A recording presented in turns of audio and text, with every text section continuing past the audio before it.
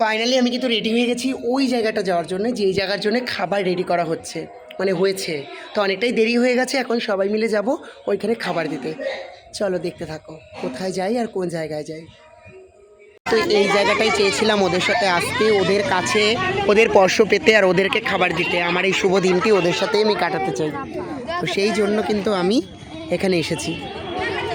তো চলো, বাচ্চাগুলো কি খুশি হয়েছে তোমরা দেখতেই পাচ্ছ, ছোট্ট ছোট্ট কিউট কিউট বাচ্চা। চলো, তোমরা বুঝতেই পেরে গেছো আমি কোথায় গেছিলাম। সত্যি আমার জন্মদিনটা সার্থক হয়ে গেল এইখানটায় গিয়ে। একটা আলাদা রকম অনুভূতি, আলাদা রকম ভালো লাগা। তোমরা প্লিজ জন্মদিনে যারা অনেক অনেক টাকা খরচ করে পার্টি করো, আমি তাদেরকে বলছি তারা একবার হলেও সেই পার্টির খরচের কিছু টাকা বাঁচিয়ে আর কিছু সময় জন্মদিন দিন বের করে ওদের কাছে দাও। দেখো, পার্টিতে গিয়েও তুমি অত স্বর্গসুখ পাবে না।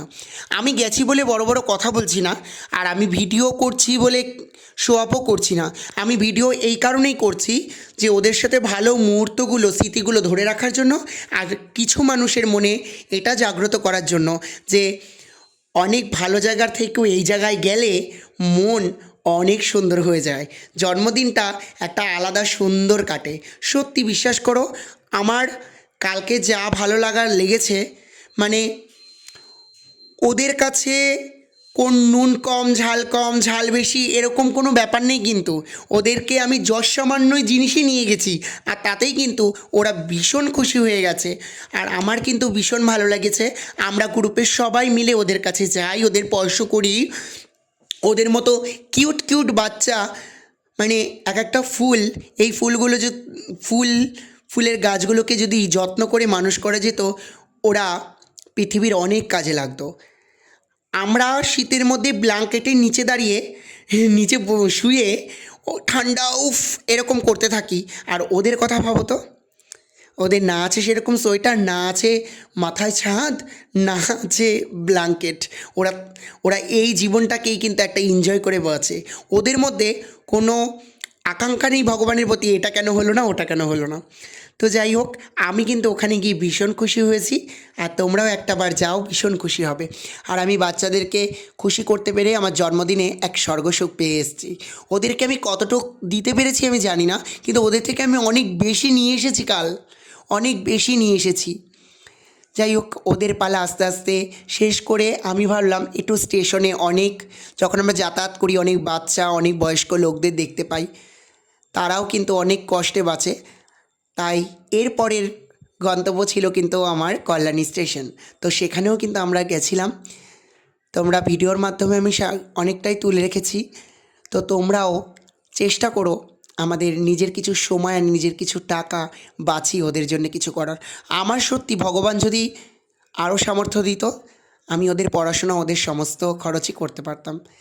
আর ওরা কিন্তু খুব খুব মজা পেয়েছে, খুব আনন্দ পেয়েছে। আর বাচ্চাগুলোকে আমি জাস্ট, মানে আমি তোমাদের দেখিয়ে কতটা বুঝতে পারছি, মানে বোঝাতে পারছি জানি না, আমি কিন্তু না দেখিয়ে ওদেরকে আমার খুব ভালো লেগেছে। একটা বাচ্চা আমায় এসে বলে, দাদা আমার, মানে ও নিয়ে গেছে আবার নিতে এসছে, বলে আমার মা কাজে গেছে, আমার মার জন্য একটু দেবে। বিশ্বাস করো আমার জিনিসটা যে কী লেগেছে আমি তোমাদের বলে বোঝাতে পারবো না।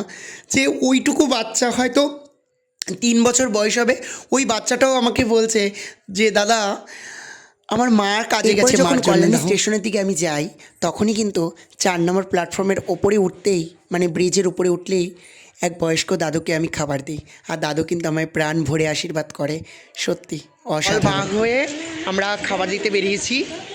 আমি মৌ একজনকে পেয়েছি, আর ওরা কিন্তু পেয়েছে অনেক লোক, তাই বলল যে তোরা চলে আয়। এরপরে আস্তে আস্তে কিন্তু আমরা সমস্ত স্টেশনের বয়স্ক জেঠিমা কাকিমা সবাইকেই কিন্তু আমরা দিয়ে আসছি। আর কিছু কিছু জায়গায় খুঁজে পাচ্ছিলাম না, খুঁজে যে কটা প্ল্যাটফর্ম আছে খুঁজে আমরা দিয়ে এসেছি সবাই মিলে। আমি একা নয়, আমরা সবাই মিলে দিয়ে এসেছি। আর সত্যি একটা আলাদা অনুভূতি এসছে, আলাদা ভালো লাগা, মানে তোমাদের বলে বোঝাতে পারবো না যে কি ভালো লেগেছে। যাই হোক, এভাবেই কিন্তু জন্মদিনটা আমার কাটলো, বেশ কাটলো। এরপরেও আমরা আর এক জায়গায় গেছিলাম, সেটাও তোমাদের সাথে শেয়ার করব। তো এইভাবেই কিন্তু কালকের দিনটি কাটিয়েছি। তাই কালকের দিনটি কিভাবে কাটিয়েছি সবটাই তোমাদের সাথে শেয়ার করছি। আর ওইখানে দেখো মৌ আর আমি আলাদা হয়ে গেছিলাম, ওদেরকে পেয়ে গেছি, কারণ ওদের ব্যাগে কিছুটা তরকারি কম ছিল, আমাদেরটা বেশি ছিল, ওদেরটাই গিয়ে দিয়ে এলাম। তো এইভাবেই কিন্তু কাল সারা দিন রাতটা কেটেছে। তো সবাই আশীর্বাদ করো যাতে আমি এভাবেই সবাইকে নিয়ে একসাথে পথ চলতে পারি।